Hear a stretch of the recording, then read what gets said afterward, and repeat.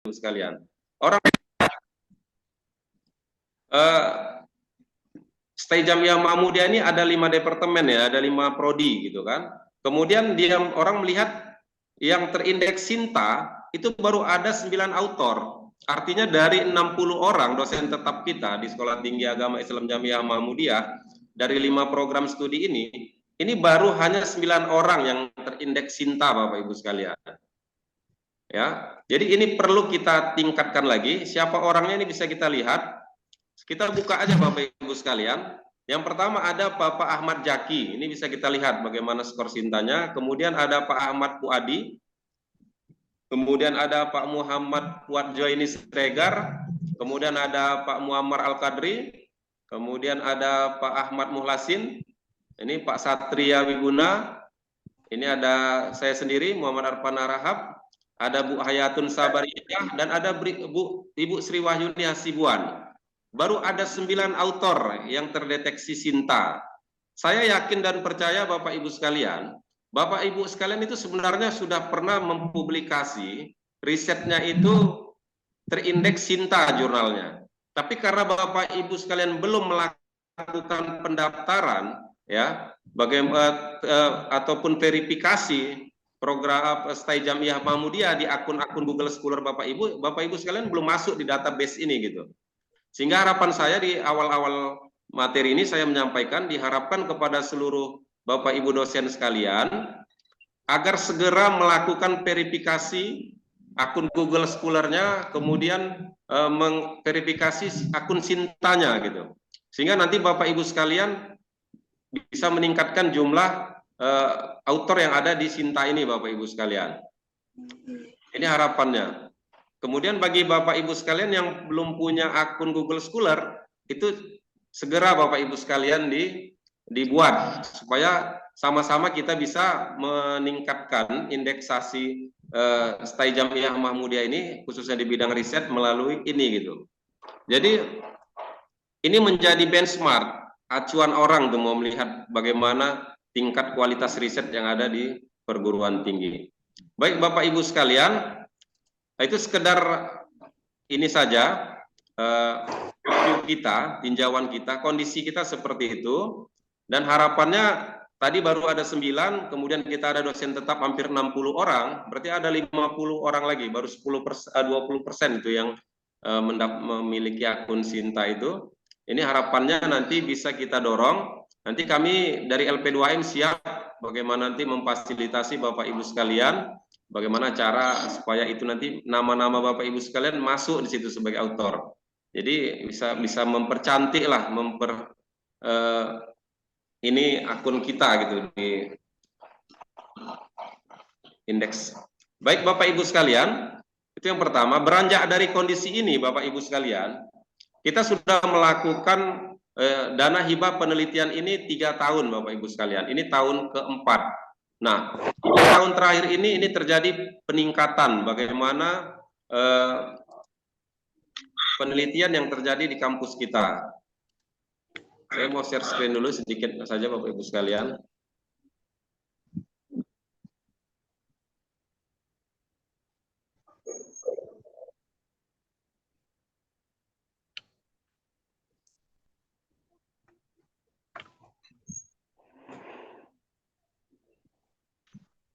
Ya, jadi terjadi peningkatan dari jumlah riset, di mana di tahun awal itu hanya 3 tim yang melakukan penelitian, kemudian di tahun berikutnya itu meningkat menjadi 10 tim, kemudian tahun yang lalu ada 15 tim, dari 15 penelitian 15 pengabdian, dan tahun ini juga kita harapkan secara kuantitatif itu jumlahnya harus tetap bertambah. Nah, namun di samping itu Bapak Ibu sekalian, secara kualitatif di tahun ini kita mendorong supaya penelitian-penelitian yang dilakukan oleh dosen-dosen kita itu meningkat secara kualitatif. Tidak hanya secara kuantitatif jumlahnya bertambah, tapi secara kualitas. Nah, oleh sebab itu di tahun ini, berdasarkan musyawarah kita dengan LP2M, kita melakukan program bantuan penelitian dan pengabdian kepada masyarakat hibah internal Stay Jamiah Mahmudiyah tahun 2024 itu berbasis kompetisi Bapak Ibu sekalian. Sekali lagi saya ulangi, berbasis kompetisi. Artinya apa? Ada sebuah filter ataupun proses yang harus dilalui supaya Bapak Ibu sekalian mendapatkan dana ini. Nah, di satu sisi memang dananya relatif kecil gitu Bapak Ibu sekalian, tapi ini merupakan tanggung jawab Bapak Ibu sekalian sebagai dosen, seperti yang disampaikan oleh Ketua Stay Jamiah Mahmudiyah tadi. Ini merupakan tanggung jawab dalam Tridharma Perguruan Tinggi. Nah, kemudian tanggung jawab itu harus dilaksanakan, kemudian kampus memberikan fasilitas bantuan, walaupun bantuannya minim. Kemudian kenapa dibuat lagi sistem kompetisi? Mungkin itu muncul pertanyaan di Bapak Ibu sekalian. Nah, alasan kita lakukan ini sistem kompetisi adalah untuk meningkatkan kualitas tulisan-tulisan ataupun riset yang dilakukan oleh para dosen. Kemudian Bapak Ibu sekalian, program ini sebenarnya merespon ya ekspektasi terhadap pelaksanaan penelitian di perguruan tinggi. Kemudian LP2M juga telah membuat rencana induk penelitian dan roadmap penelitian pengabdian masyarakat yang mana isinya itu sesuai dengan arah prioritas penelitian dan pengabdian masyarakat. Jadi kita di LP2M telah menentukan sebuah arah dan prioritas penelitian, kemudian kita buat langkah-langkah untuk mencapai tujuan kita. Kemudian dalam hal itu kita membuat tema-tema riset prioritas Bapak Ibu sekalian.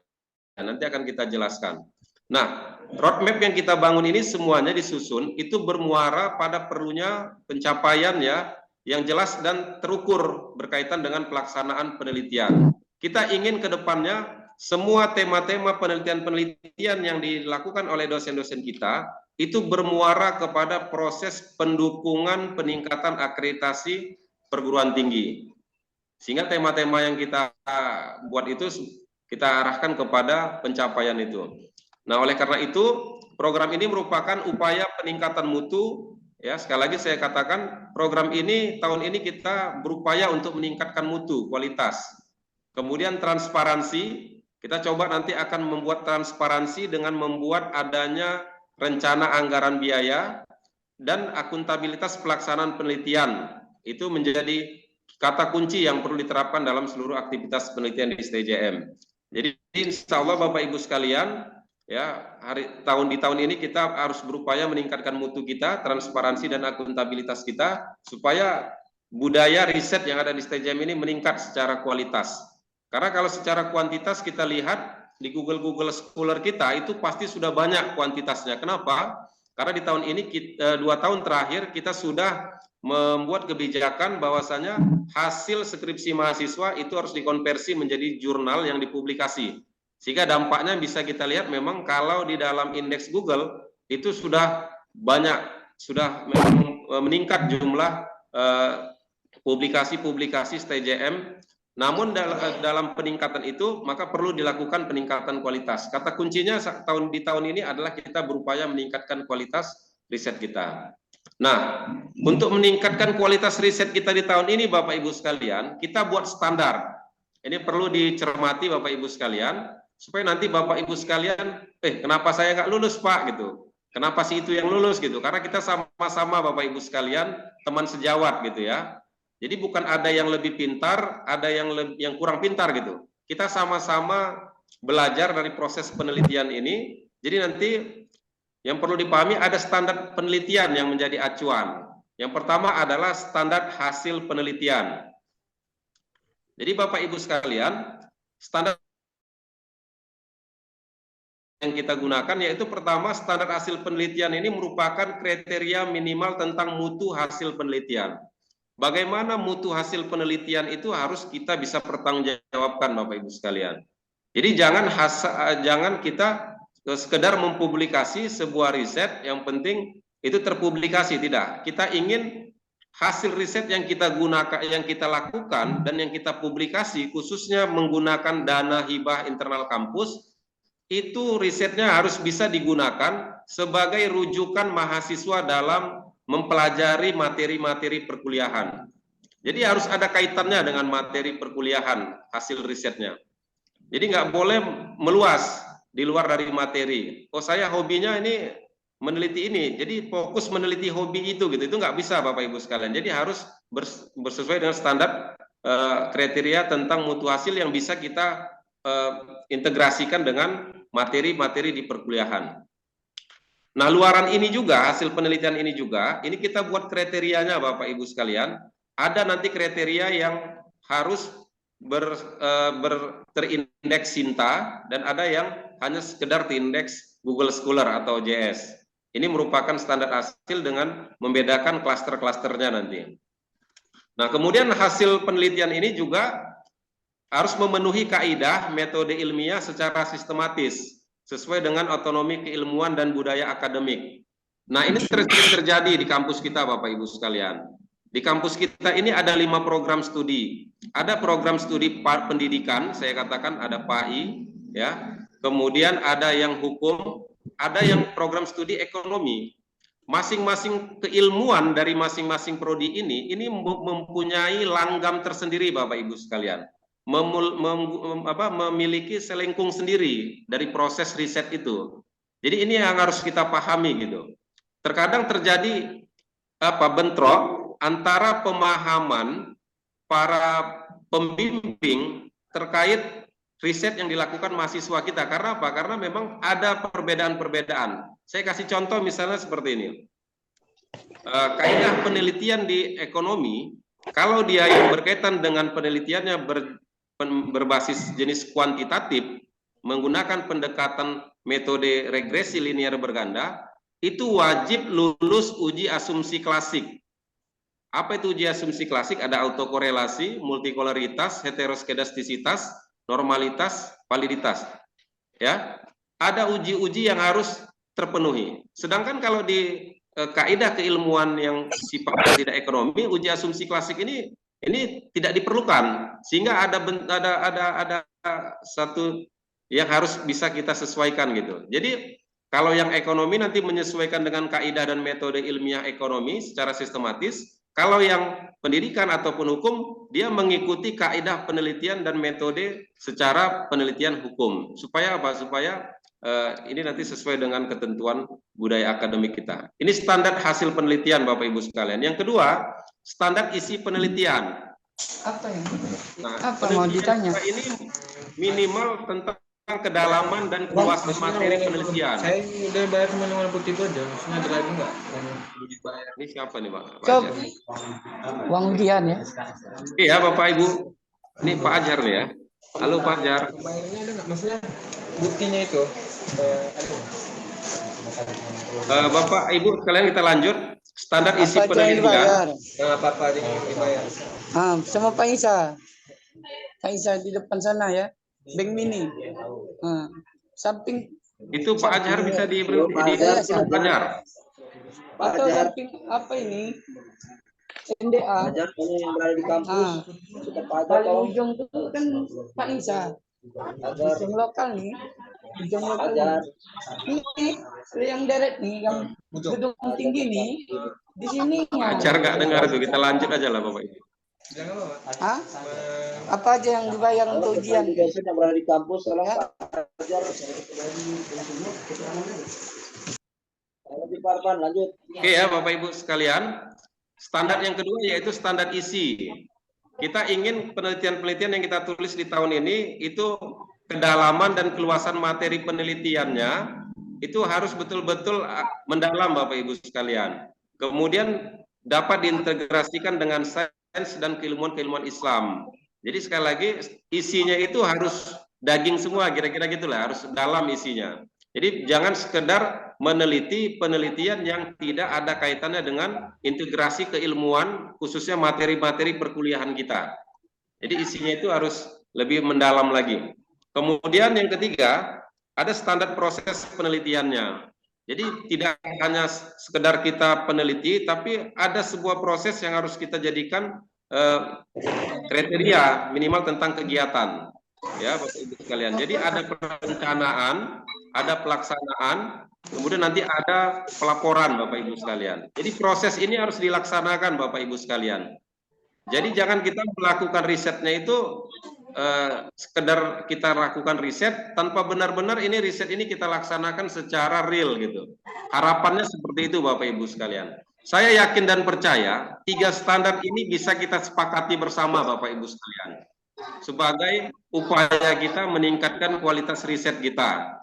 Harapannya seperti itu. Ini bisa kita sepakati secara bersama supaya standar-standar ini menjadi rujukan kita, supaya nanti betul-betul penelitian di kampus kita ini betul-betul terjadi perubahan peningkatan kualitas. Nah, Bapak Ibu sekalian, sekarang kita masuk kepada klaster. Saya pikir di surat itu sudah ada, di surat edaran terkait masalah klaster maupun tema-tema. Saya mau stressingnya tadi pada peningkatan standar tadi gitu. Nah, kita di tahun ini ada 3 klaster. Yang pertama klaster pembinaan kapasitas, itu dananya 2 juta per 1 tim. Kemudian ada penelitian dasar program studi, itu dananya 2.500.000 per 1 tim. Kemudian penelitian klaster ketiga, yaitu penelitian kolaborasi antar kampus, itu 3 juta 1 tim. Nah, apa itu penelitian pembinaan kapasitas? Penelitian pembinaan kapasitas ini khusus kita arahkan kepada dosen-dosen pemula kita, dosen-dosen yang baru memiliki kepangkatan asisten ahli. Ini menjadi prioritas untuk klaster penelitian pembinaan kapasitas. Jadi nanti persyaratannya adalah di klaster ini asisten ahli. Ya, 1 tim terdiri dari 2 dosen, Bapak Ibu sekalian. Kalau di tahun lalu itu 1 tim ada 3 dosen. Di tahun ini 1 tim ada 2 dosen. Kita mau terus memperkuat bagaimana dosen-dosen ini bisa meneliti secara mandiri nantinya. Nanti ke depannya 1 tim bisa 1 dosen gitu. Karena dana kita yang terbatas. Ini pembinaan kapasitas. Artinya apa? Di penelitian ini kita berharap dosen kita ini bisa meningkatkan kapasitasnya dalam riset. Mungkin selama ini pembiayaan pendanaan tidak ada. Ini kampus udah kasih dana pembinaan bagi dosen-dosen pemula yang mau melakukan riset, ada kita fasilitasi dengan klaster pembinaan kapasitas dengan angka budgetnya 2 juta rupiah. Kemudian ada penelitian dasar program studi. Ini dananya 2.500.000. Apa itu penelitian dasar program studi? Penelitian dasar program studi ini adalah penelitian ya yang berbasis pada program studi masing-masing. Jadi Bapak Ibu sekalian menyesuaikan dengan program studinya masing-masing. Kalau Bapak Ibu misalnya program studi PAI, Bapak Ibu meneliti materi ataupun mata kuliah yang Bapak Ibu ampu. Misalnya saya di perbankan syariah, mata kuliah saya ekonomi makro Islam misalnya. Maka saya mencari sebuah permasalahan berkaitan dengan materi mata kuliah ekonomi makro Islam. Sehingga saya nanti akan meneliti berbasis kepada materi di program studi itu gitu. Sehingga nanti hasil penelitian klaster dasar program studi ini dapat nanti diintegrasikan dengan RPS Bapak Ibu sekalian di semester yang akan datang. Jadi semester yang akan datang Bapak Ibu membuat RPS, nanti Bapak sudah bisa mengintegrasikan hasil penelitian Bapak di tahun ini di RPS Bapak Ibu sekalian. Ya, kenapa ini kita masukkan di klaster di tahun ini? Karena ini permintaan akreditasi Bapak Ibu sekalian. Di akreditasi itu jelas dipinta adanya integrasi RPS dengan riset ataupun penelitian dan pengabdian masyarakat. Jadi untuk memenuhi permintaan ataupun akreditasi tersebut, kita akan langsung sinergikan program ini dengan kebutuhan akreditasi. Jadi nanti kalau tahun depan kita mau akreditasi, kita nggak kesulitan lagi Bapak Ibu sekalian mencari riset-riset yang bisa diintegrasikan dengan RPS. Jadi dengan adanya klaster ini, saya pikir nanti ini akan membantu program akreditasi kita dengan integrasi RPS dengan penelitian. Kemudian yang ketiga ada penelitian kolaborasi antar kampus. Nah, syarat untuk penelitian kolaborasi antar kampus ini kepangkatannya harus lektor Bapak Ibu sekalian. Kemudian Bapak Ibu sekalian, penelitian kolaborasi antar kampus ini juga permintaan dari akreditasi. Nanti ini bisa kita lakukan dalam bentuk kerjasama, ya, di mana MOU yang sudah kita lakukan dengan berbagai kampus, ini kita bisa implementasikan dengan model penelitian kolaborasi antar kampus ini. Jadi Bapak Ibu yang sudah berjabatan fungsional lektor, itu nanti bisa berkolaborasi dengan kampus lain dalam melakukan riset. Jadi nanti ketentuannya Bapak Ibu jadi penulis pertama, peneliti utama atau ketua tim, nanti anggotanya dari kampus lain. Jadi keterbatasan dana yang kita miliki berkaitan dengan penelitian, ini kita upayakan untuk bisa betul-betul dimaksimalkan untuk peningkatan akreditasi sekaligus peningkatan kualitas penelitian yang ada di kampus kita, Bapak Ibu sekalian. Jadi saya pikir ini 3 klaster yang di tahun ini yang kita buat dalam program penelitian kita. Mudah-mudahan Bapak Ibu sekalian bisa mengikutinya dan menyesuaikan dengan ketentuan yang ada. Nah, tidak lupa juga mahasiswa Bapak Ibu sekalian harus kita libatkan dalam penelitian kita. Dan mahasiswa itu kita wajib libatkan, walaupun nanti mahasiswa itu dalam mempublikasi jurnalnya tidak perlu harus kita masukkan namanya. Tapi dalam standar proses tadi, mahasiswa harus kita libatkan dalam proses penelitiannya, bagaimana melakukan pengolahan datanya, itu kita libatkan supaya bagian dari edukasi kepada mahasiswa terkait masalah penelitian. Kemudian Bapak Ibu sekalian, alur program bantuan penelitian ini sudah ada di surat surat sosialisasi, tapi nggak apa-apa kita ulang lagi. Pertama, sosialisasinya di bulan Januari yang saat ini sedang kita laksanakan. Kemudian nanti di bulan Februari itu sudah masuk proses pendaftaran. Jadi nanti Bapak Ibu sekalian sudah bisa memasukkan proposal penelitiannya di awal Februari Bapak Ibu sekalian. Kemudian nanti di bulan Maret kita akan review. Nanti akan kita bentuk tim reviewnya. Siapa tim reviewnya? Ya dari kita untuk kita Bapak Ibu sekalian. Nanti akan kita bentuk tim reviewnya untuk mereview semua proposal-proposal yang masuk, dan nanti hasil review itu yang kita jadikan dasar kita untuk mengumumkan, ya, berbasis kompetisi tadi, kelompok tim-tim mana saja yang bisa mendapatkan dana hibah ini. Kemudian di bulan April nanti itu sudah kita lakukan tanda tangan kontrak dan pelaksanaan penelitian. Harapannya nanti di bulan Juli itu kita sudah masuk kepada tahap pelaporan Bapak Ibu sekalian, sehingga nanti di akhir tahun itu semua sudah publikasi. Jadi nanti berbasis adanya output dan adanya outcome. Outputnya nanti berupa hasil draft artikel Bapak Ibu sekalian yang siap untuk dipublikasi, atau minimal adanya LOA, Letter of Achievement, tanda surat resmi diterimanya jurnal Bapak, artikel Bapak di salah satu jurnal. Kemudian kita tunggu outcome-nya itu paling lama di akhir Desember tahun 2024 Bapak Ibu sekalian. Sehingga di akhir Desember 2024 jurnal itu harus sudah publis.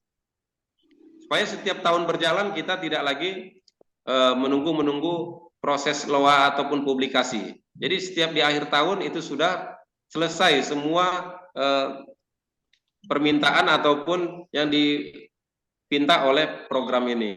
Kemudian Bapak Ibu sekalian, saya pikir ini agak sedikit lagi, proposal.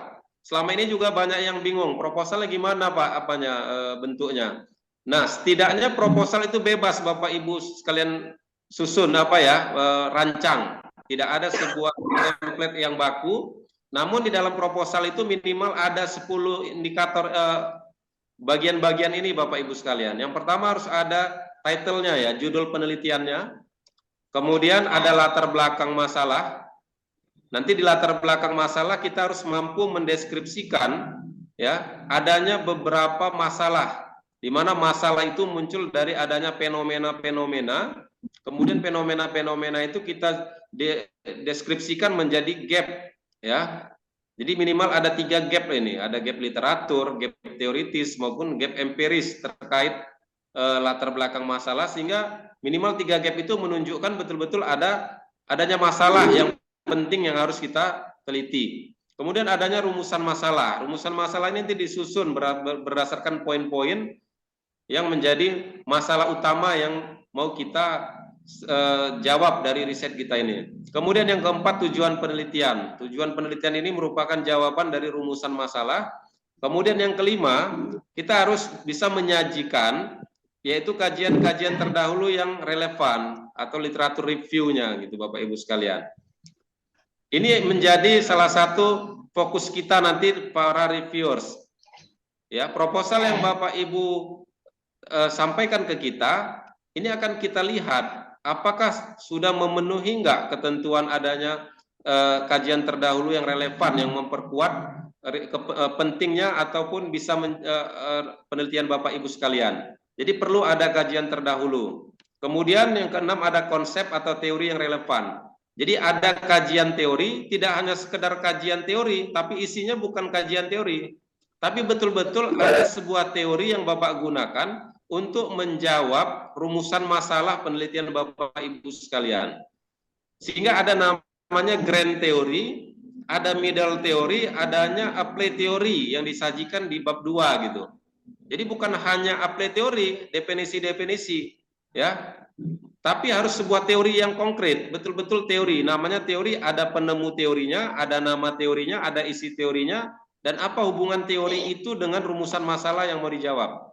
Ini menjadi penting. Kemudian yang ketujuh, metodologi penelitian. Harus ada kesesuaian antara metodologi dengan rumusan masalah dan judul. Jadi metodologi itu memang harus bisa menjadi sebuah metode yang bisa menjawab masalah penelitian Bapak Ibu sekalian. Jangan metodenya kuantitatif tapi masalahnya kualitatif gitu. Jadi harus ada kesesuaian antara metode dengan rumusan masalah.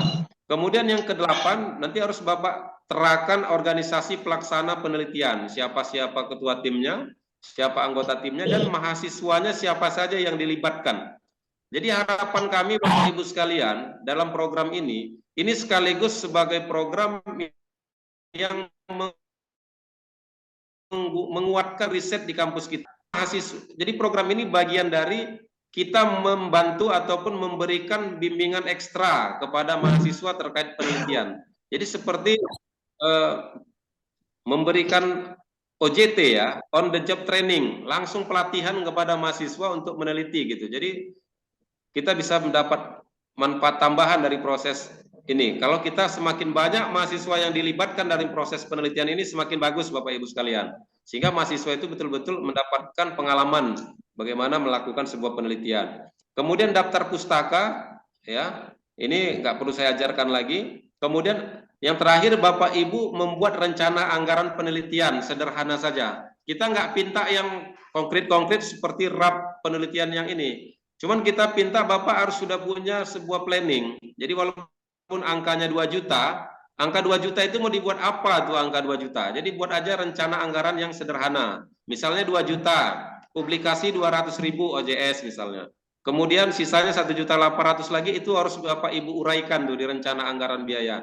Supaya perencanaan ini bagian dari yang tak terpisahkan dari standar pelaksanaan tadi Bapak Ibu sekalian.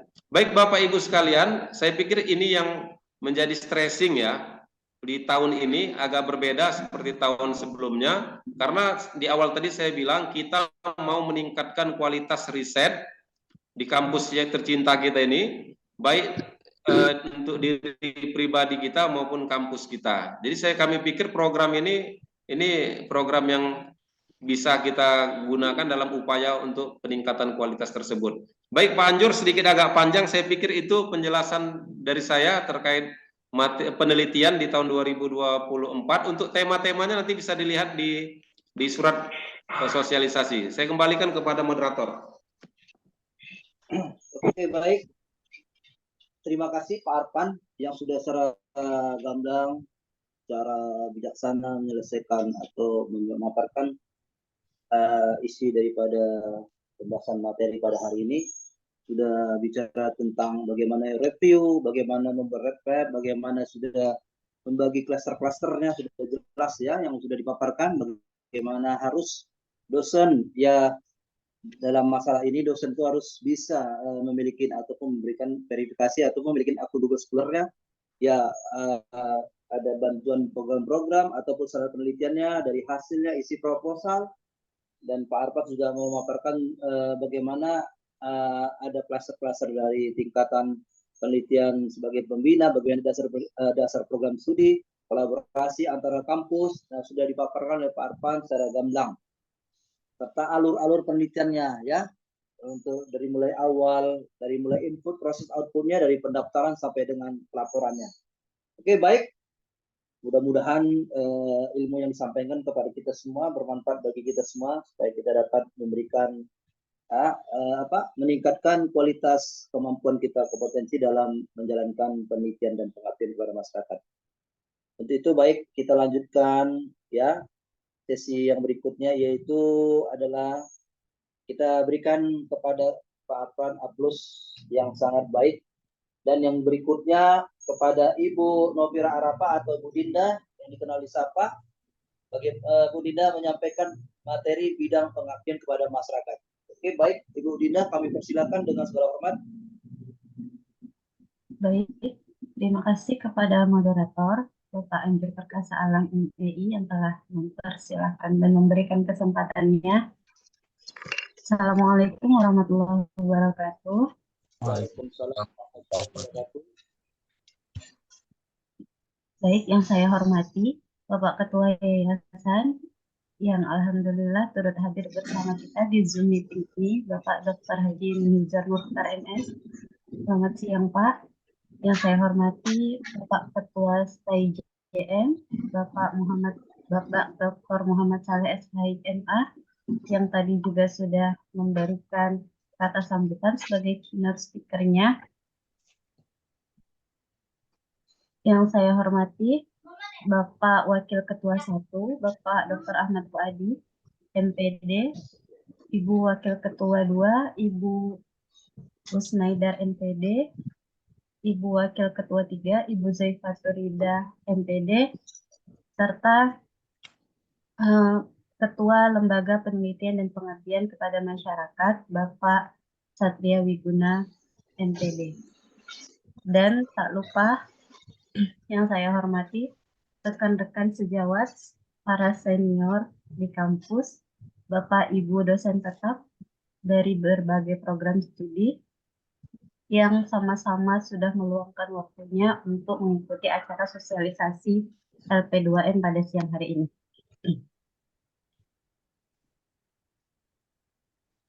Baik, langsung saja saya melanjutkan untuk bidang penelitian, bidang pengabdian kepada masyarakat. Sebelumnya sudah disampaikan Pak Arfan dalam bidang penelitian. Tidak banyak, jauh berbeda dari segi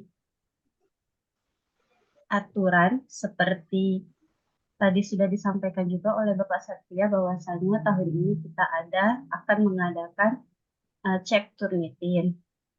Lalu ada reviewer untuk setiap proposal yang masuk, dan di pengabdian kepada masyarakat juga berbasis kompetisi, hanya saja tidak memiliki klaster seperti penelitian.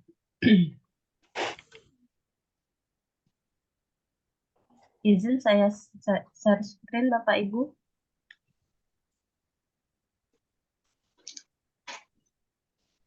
Baik, kita sama-sama tahu bahwasannya pengabdian kepada masyarakat yakni bertujuan untuk membantu masyarakat tertentu dalam beberapa aktivitas tanpa mengharapkan imbalan dalam bentuk apapun. Pastinya Bapak Ibu sekalian sudah begitu banyak pengalamannya beberapa tahun belakangan ini dalam melakukan pengabdian kepada masyarakat dengan mengeluarkan tenaga, dana, dan sebagainya. Adapun kegiatan pengabdian kepada masyarakat ini bermaksud untuk memberikan solusi terhadap permasalahan nyata yang terjadi di lingkup masyarakat. Selanjutnya, pada tingkat perguruan tinggi merupakan kegiatan sivitas akademika untuk mengamalkan dan membudayakan ilmu yang dimiliki.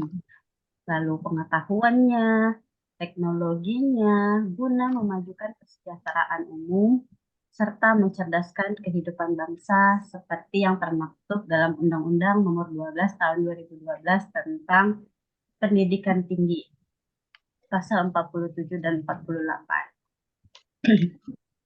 Selanjutnya, ada beberapa tujuan PKN di tingkat perguruan tinggi. Ada melaksanakan pengabdian kepada masyarakat yang sesuai dengan Permendikbud Nomor 3 Tahun 2020, mengembangkan model pemberdayaan masyarakat, lalu meningkatkan kapasitas PKN. Keempat, dapat memberikan solusi berdasarkan kajian akademik atas kebutuhan, tantangan, dan persoalan yang dihadapi masyarakat, baik secara langsung maupun tidak langsung.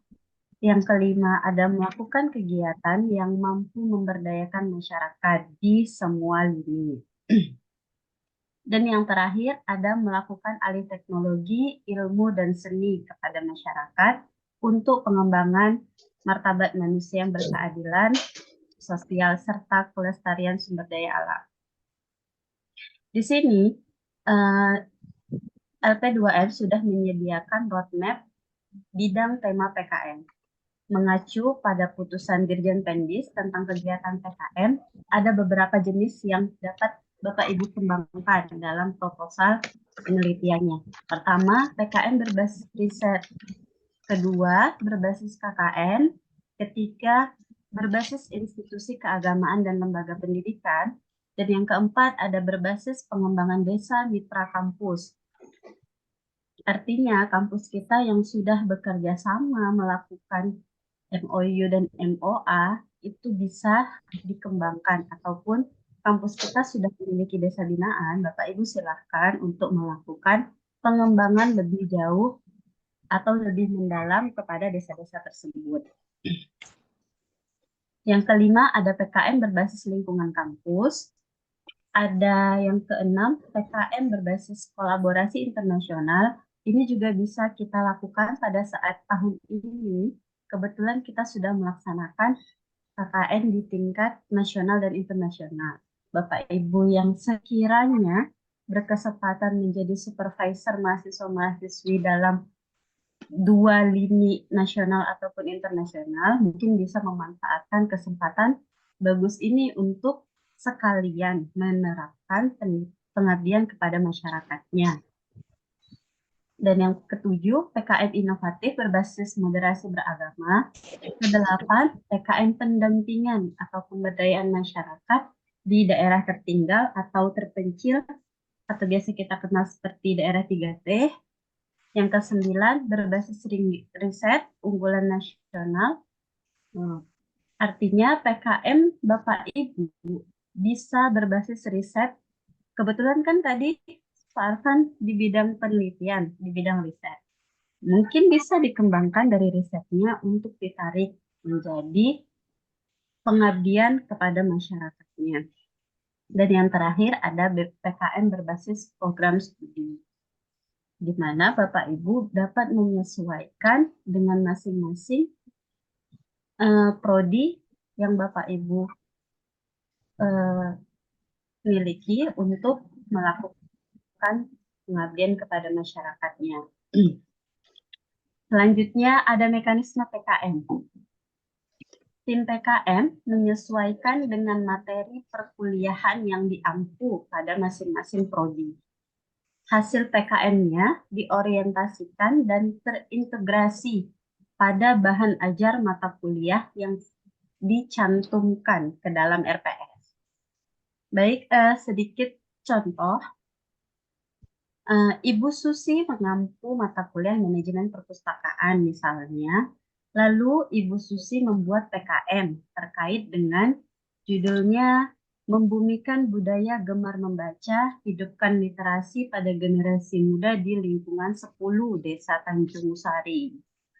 Nah, dari hasil PKN Bapak Ibu tersebut, diharapkan mampu untuk mengintegrasikan hasilnya menjadi salah satu subtopik bahan ajar. Yang luarannya itu ada mungkin dibuat artikel, ada yang mungkin jadi buku atau produk, dapat dijadikan sumber rujukan di RPS perkuliahan Bapak Ibu sekalian. Selanjutnya, syarat dan ketentuan pengabdian kepada masyarakat.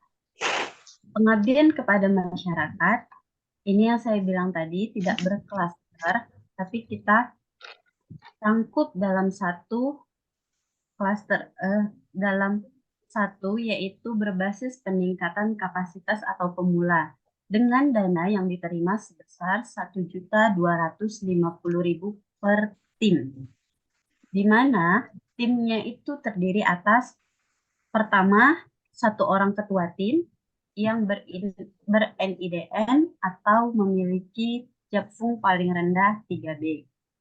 Yang kedua, 1 anggota tim, yaitu dari dosen yang memiliki NIDN. Dan yang ketiga, terdiri atas 1 sampai 3 orang anggota diambil dari mahasiswa-mahasiswi Bapak Ibu yang sekiranya akan dilibatkan dalam pengabdian kepada masyarakat ini. Lanjut, untuk keluaran PKM. Luarannya pertama, laporan hasil PKM berbentuk seperti pada umumnya berbentuk hard file dan soft file, disertai dengan pertama artikel. Ini saya sengaja kasih warna berbeda karena memang cuma 1 permintaan dari LP2M. Tetapi kalau Bapak Ibu ingin melengkapi, mungkin lebih baik. Pertama yaitu artikel terindeks jurnal ber-ISBN atau OJS. Mungkin dapat kami sarankan kalau memang berkenan bisa ke Jurnal Fusion yang dikelola oleh Ketua LP2M sendiri. Yang kedua, bisa dihakikan luaran PKN Bapak Ibu. Yang ketiga, bisa mungkin menjadi produk yang terstandarisasi atau tersertifikasi tergantung dengan apa yang PKN Bapak Ibu lakukan. Dan yang terakhir, mungkin dapat menjadi buku ber-ISBN, buku chapter kah, ataupun e-book yang sekiranya Bapak Ibu berkenan untuk menambah luaran-luaran lain. Tapi yang kita fokuskan adalah terbit artikel di jurnal minimal ber-ISBN atau OJS. Baik, untuk mekanisme proposalnya tidak jauh beda seperti yang kemarin, terisi dengan daftar isinya berisi ada bab 1 pendahuluan. Di situ ada analisis situasinya, bagaimana situasi, keadaan, di mana tempat yang akan Bapak Ibu jadikan lokasi pengabdian kepada masyarakat. Lalu permasalahan mitranya, apa yang ditemukan dari mengapa topik tersebut Bapak Ibu angkat, seperti LBM, lalu ada tujuan kegiatannya dan manfaat kegiatan. Bab 2-nya ada solusi dan target luaran. Bab 3-nya ada metode pelaksanaan, ada terdiri dari pelaksanaan, pendekatan, prosedur kerja, dan kelayakan tim pengusul. Yang keempat ada hasil yang dicapai. Bab 5-nya ada rencana tahapan berikutnya, dan bab 6 kesimpulan dan saran. Ada juga daftar pustaka dan berisi lampiran-lampiran. Kalau di PKM biasanya tuntutannya lebih banyak di lampiran ya Bapak Ibu, seperti justifikasi anggaran PKM, biodata ketua dan anggota tim, lalu misalnya Bapak Ibu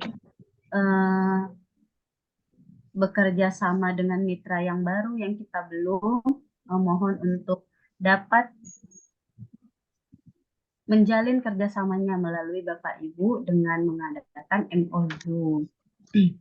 serta PKM-nya serta MOA-nya berbentuk PKM yang telah Bapak Ibu laksanakan. Lalu ada peta lokasi lampiran, ada kontrak perjanjian pelaksanaan PKM, itu biasanya dari kami. Lalu publikasi ini tambahan-tambahan. Lalu ada berita acara kegiatannya, ada absensinya, serta artikel sebagai bentuk luaran dari pengabdian kepada masyarakat, Bapak dan Ibu yang telah dilaksanakan. Baik, cukup sekian dari saya. Saya kembalikan kepada moderator untuk melakukan tanya jawab atau diskusi kepada kita semua. Sharing-sharing ya Pak. Oke, baik, kepada Bapak Anjur, terima kasih. Saya kembalikan.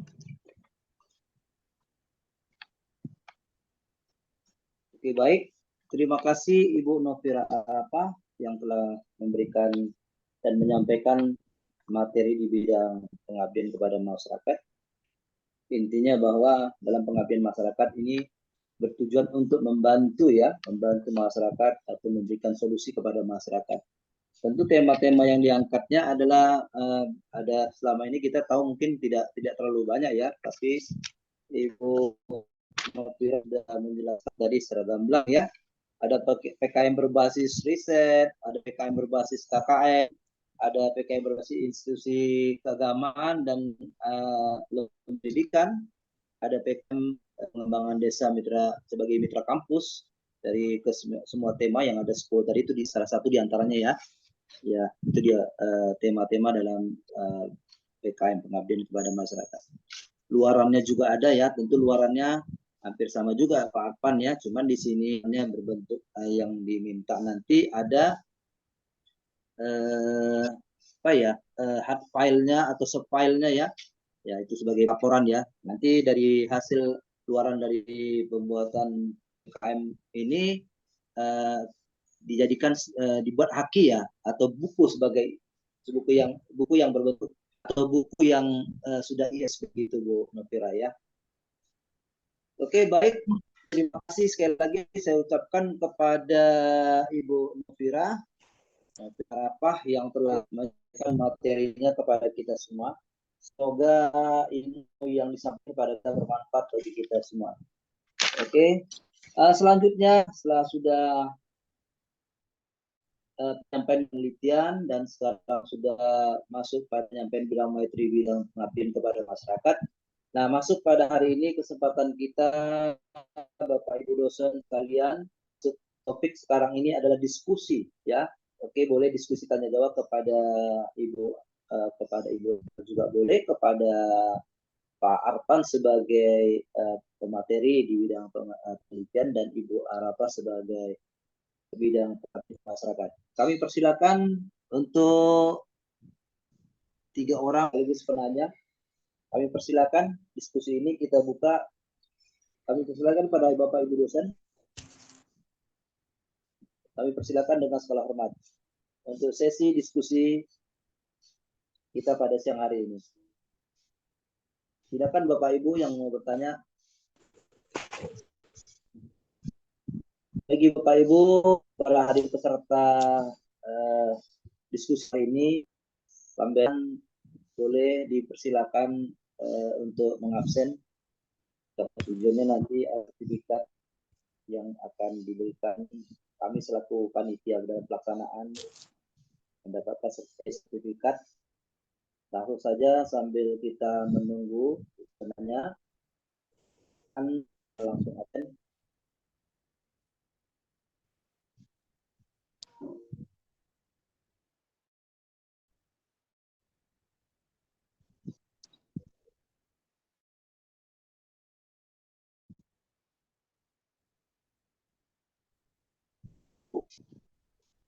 Kita diskusikan pada hari ini yang mungkin ada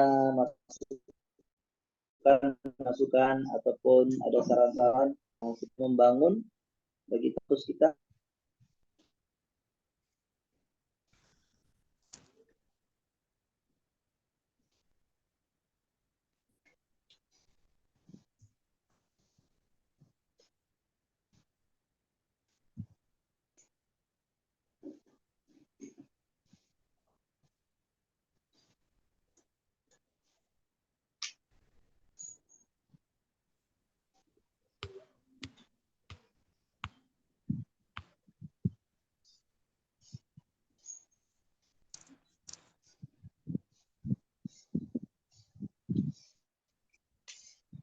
Assalamualaikum Pak Anjur, saya izin bertanya.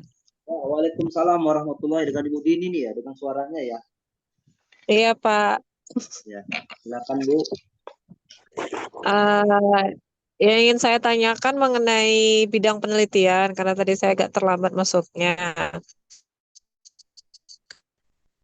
Eh, jadi kalau di tahun ya, kalau di tahun sebelumnya itu kita kan sistemnya ada klaster-klasternya.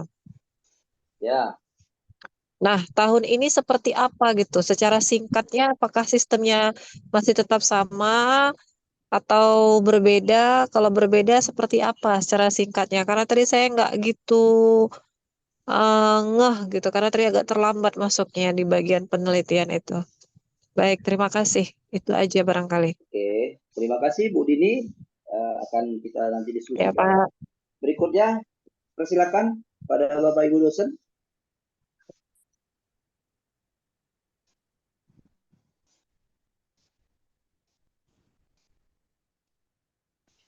Assalamualaikum Pak Anjur.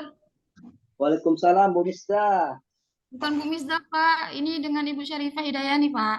Oh Bu, saya mirip suaranya ya, maaf ya Bu. Bu Sarifah. Suaranya mirip loh. Saya juga ingin bertanya tentang bidang penelitian Pak Arfan. Ya, Jadi kan saya ini adalah dosen bahasa Inggris yang mana itu menjadi mata kuliah umum MKDU. Pada ya, penelitian sebelumnya itu jadi tentang penelitian tentang bahasa itu tidak diterima karena tidak ada prodinya Pak Arfan. ya. Nah, jadi saya ingin bertanya sebelum saya maju melangkah untuk meneliti tentang bahasa ini, saya ingin bertanya dulu kepada Pak Arfan ini, kira-kira kalau tentang bahasa diterima atau tidak? Itu aja Pak Oke. Arfan. Oke, terima kasih Bu Sarifah ya. Ada Bapak Ibu dosen yang lain? Ada? Nggak usah malu-malu Bu. Dari kita, oleh kita, untuk kita nih Bu.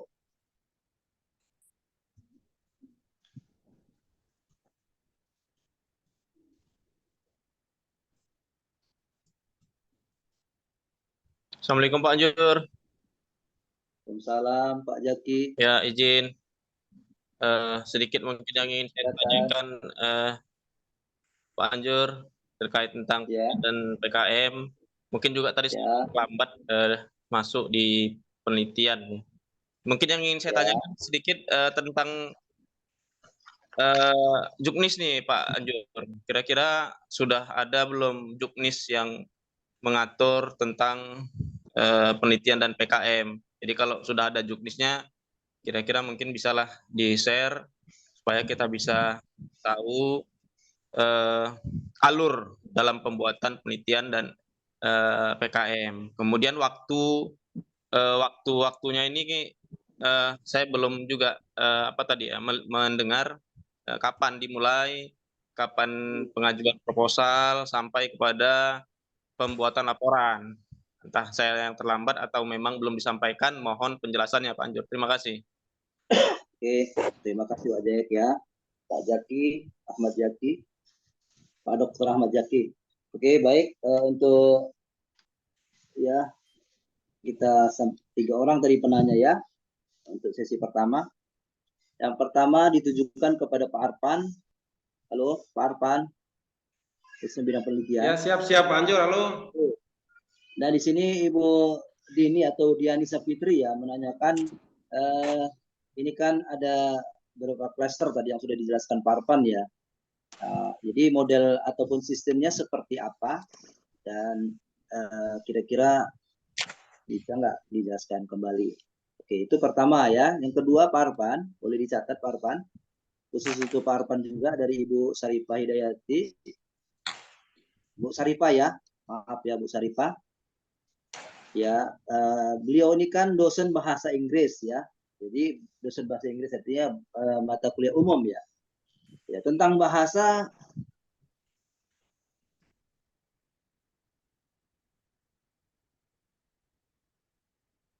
nah tentang ini mata kuliah umum tentang bahasa. Dalam prodi kita kan tidak ada ya. Tapi dia masuk dalam mata kuliah umum. Nah, bagaimana Pak Arfan tentang bahasa? Bagaimana pertanyaan dia tentang bahasanya? Apakah bisa masuk dalam penelitian yang tadi Bapak sampaikan? Ya, tentang ada tentang hukum di kampus kita, ekonomi gitu. Itu dua penanya dari Bu Dini dan Bu Sarifah untuk Pak Arfan. Nah, dari Pak Jaki ya, khusus untuk Bu Dinda ya, kita sudah ada juknis yang mengatur tentang PKM. Adakah yang mengatur tentang PKM atau penelitian? Jadi alurnya seperti apa, waktunya kapan? Nah, tadi sudah disampaikan juga, tetapi mungkin Pak Jaki dan Bu Dini khusus agak terlambat. Jadi saya harapkan untuk bisa disampaikan kembali oleh pemateri pada siang hari ini. Silakan Bu Yani, Bu Novira ya, dan Pak Arfan. Saya dulukan Pak Arfan untuk menjawab bidang penelitian. Silakan Pak Arfan. Baik, terima kasih Pak Anjur sebagai moderator. Jadi terkait penelitian tadi sebenarnya saya pikir udah jelas tuh kita jelaskan. Kemudian di surat sosialisasi, undangan sosialisasi hari ini juga sudah diterangkan tuh bagaimana klaster dan alurnya. Tapi ini akan kita coba jelaskan lagi. Mungkin nanti ada hal-hal berkembang lainnya atau masukan, itu kita sifatnya inklusif ya. Kita siap menerima masukan untuk pengembangan penelitian di kampus kita ini. Jadi adapun klaster yang kita gunakan dalam penelitian tahun ini, itu ada 3 jenis klaster. Yang pertama pembinaan kapasitas. Nah, klaster pembinaan kapasitas ini kita orientasikan kepada dosen-dosen pemula ataupun dosen yang jabatannya asisten ahli untuk melakukan pembinaan peningkatan kapasitas. Jadi kita fasilitasi. Kemudian penelitian dasar program studi. Nah, penelitian dasar program studi ini merupakan klaster kedua, di mana penelitian dasar program studi ini lebih kepada bagaimana penelitian itu merupakan penelitian yang dapat disesuaikan dengan program studi. Jadi nanti masing-masing program studi tentunya ada mata kuliah, kemudian di setiap mata kuliah tentunya harus disusun yang namanya RPS. Nah, di dalam RPS itu tentunya ada materi-materi yang kita sajikan. Nah, di dalam materi-materi itu tentu ada berbagai hal ya, atau permasalahan yang pernah kita dapati pada saat kita perkuliahan, ataupun masalah-masalah terkini yang berkembang pada saat Bapak Ibu sekalian sedang mengajar di kelas. Nah, permasalahan-permasalahan itu bisa Ibu kembangkan menjadi sebuah riset. Nanti sehingga materi ataupun judul-judul risetnya itu yang berkenaan atau berkaitan dengan materi di mata kuliah di masing-masing program studi. Kemudian yang ketiga, penelitian kolaborasi. Saya pikir ini bisa sekaligus ya menjawab pertanyaan Ibu Sarifah tadi. Nah, pertanyaan Ibu Sarifah berkaitan dengan bahasa. Nah, intinya mata kuliah bahasa ini ada nggak? Kan ada. Tentunya mata kuliah ini bisa kita jadikan sebuah materi riset terkait mata kuliah bahasa. Ya. Nah, Ibu sesuaikan nanti dengan program studi Ibu. Kalau Ibu nanti misalnya di program studi PAI, tentunya nanti Ibu harus mengkaitkan dengan keilmuan PAI, bagaimana bahasa ini gitu. Nah, secara teknis itu nanti disesuaikan dengan masalah yang mau kita teliti gitu Bapak Ibu sekalian. Sehingga tadi di awal ada penjelasan adanya kita lakukan namanya integrasi. Jadi di standar isi penelitian ini tadi, di bagian 2, standar isi penelitian, di situ dapat kita lakukan materi penelitian tentang kedalaman dan keluasan materi penelitian dalam integrasi sains dan keilmuan-ilmuwan Islam. Jadi kalau tadi Ibu misalnya expertnya di bahasa, Ibu bisa mencari sebuah tema penelitian, yaitu dengan mengkaitkannya atau mengintegrasikannya dengan keilmuan dan ilmu-ilmu keislaman sesuai dengan prodi Ibu gitu. Jadi jangan bahasa tapi bahasa aja gitu. Jadi harus Ibu kaitan dengan program studi Ibu gitu. Walaupun substansi pembahasannya bahasa gitu Bu. Jadi bisa lokusnya ataupun objek penelitiannya di yang berkaitan dengan program studi Ibu. Saya pikir itu Bu. Kemudian untuk juklis, ini ada alur tahapan. Untuk juklis Pak Jaki, tadi kami saat ini sedang menyusun juklisnya secara rinci, supaya itu nanti bisa benar-benar dijadikan rujukan kepada seluruh dosen untuk menjalankan program ini. Nah, jadi juklisnya secara ini belum bisa kita publikasi karena ada beberapa hal lagi yang perlu kita rampungkan Pak Jaki. Jadi sesegera mungkin akan kita kita selesaikan dan kita sebarkan kepada seluruh dosen. Tapi petunjuk-petunjuk umum terkait penelitian ini bisa kita jelaskan tadi sesuai dengan yang kita sampaikan. Saya pikir itu Pak Anjur respon dari kita terkait beberapa pertanyaan tadi. Oke, terima kasih Pak Arfan. Kepada Ibu Diani dan Ibu Sarifah, bagaimana sudah bisa ditanggap baik? Bisa, Pak.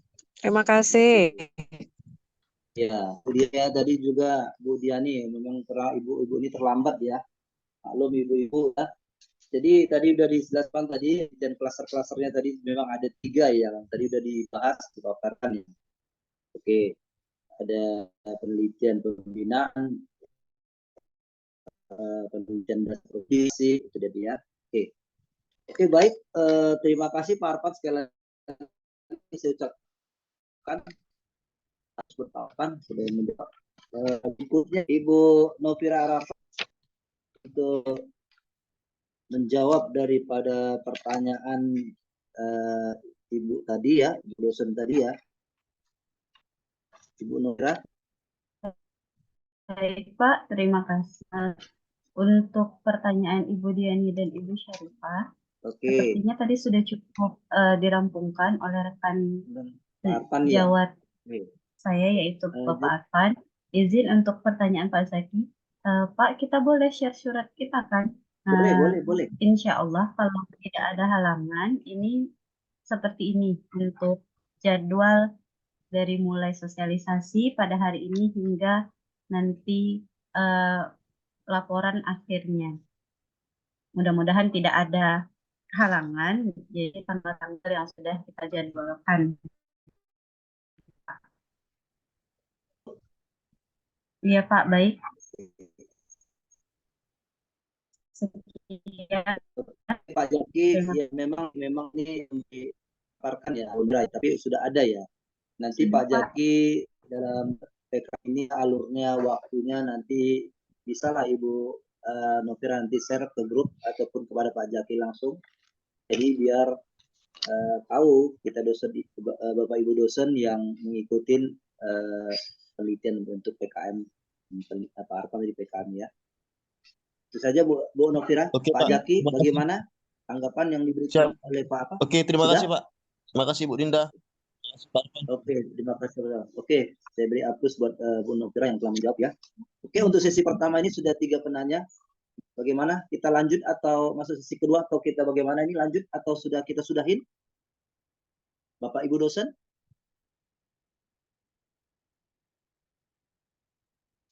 Oke, kalau tidak ada, baik kita tutup saja ya. Nah, untuk itu ya yang materi dan penelitian sudah dipaparkan, sudah ada penanya. Untuk bidang pengabdian pada masyarakat juga sudah. Oke, selanjutnya masuk kepada sesi berikutnya. Diskusi sudah, yaitu acara berikutnya itu doa bersama yang dipimpin Mahasiswa Saudara Harun. Kami persilakan kepada Saudara Harun untuk bergabung, untuk bisa memberi doa kepada Bapak Ibu yang hadir pada siang hari ini, supaya apa yang telah kita jalankan, yang telah kita diskusikan pada siang hari ini. Silakan Saudara Harun. Assalamualaikum warahmatullahi wabarakatuh. Izin Pak, dengar suaranya? Ya, waalaikumsalam warahmatullahi wabarakatuh. أعوذ بالله من الشيطان الرجيم. بسم الله الرحمن الرحيم. الحمد لله رب العالمين حمدا كثيرا ما دامت السماوات والأرض. لك الحمد على نعمك التي لا تحصى ولا تعد. سبحانك وبحمدك. اللهم صل على سيدنا ونبينا وحبيبنا وإمامنا وقدوتنا ومربينا محمد وعلى آله وصحبه أجمعين. اللهم اغفر لنا ذنوبنا وذنوب والدينا وارحمهم كما ربونا صغارا. ولجميع المسلمين والمسلمات والمؤمنين والمؤمنات الأحياء منهم والأموات برحمتك يا أرحم الراحمين. اللهم إنا نسألك إيمانا كاملا ويقينا صادقا وخاشعا ولسانا ذاكرا. ونسألك علما نافعا وعملا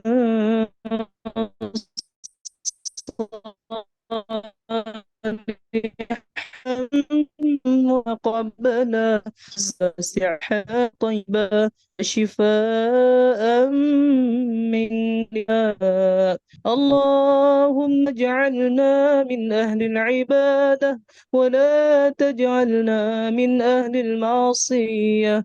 اللهم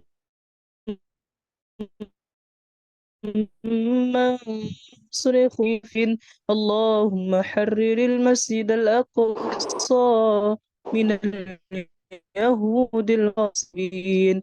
ربنا ظلمنا أنفسنا وإن لم تغفر لنا وترحمنا لنكونن من الخاسرين. ربنا آتنا في الدنيا حسنة وفي الآخرة حسنة وقنا عذاب النار. صلى الله على سيدنا محمد وعلى آله وأصحابه أجمعين. سبحان ربك رب العزة عما سلام على المرسلين والحمد لله رب العالمين. تقبل الله منا ومنكم تقبل يا كريم. Assalamualaikum warahmatullahi Waalaikumsalam warahmatullahi wabarakatuh. Terima kasih saya ucapkan kepada Saudara Harun yang telah membacakan doa. Baik, dengan berakhirnya doa, satu demi satu susunan acara sosialisasi, penelitian dan pengabdian kepada masyarakat berbasis kompetisi dana internal kampus tahun 2024 pada hari ini Senin 15 Januari 2024 pukul 2 sampai dengan selesai. Kita sudahi sebagai penutup dengan mengucapkan alhamdulillah. Sekaligus kita foto bersama. Kami persilakan dengan Pak Satria, Bapak Ketua LP2M.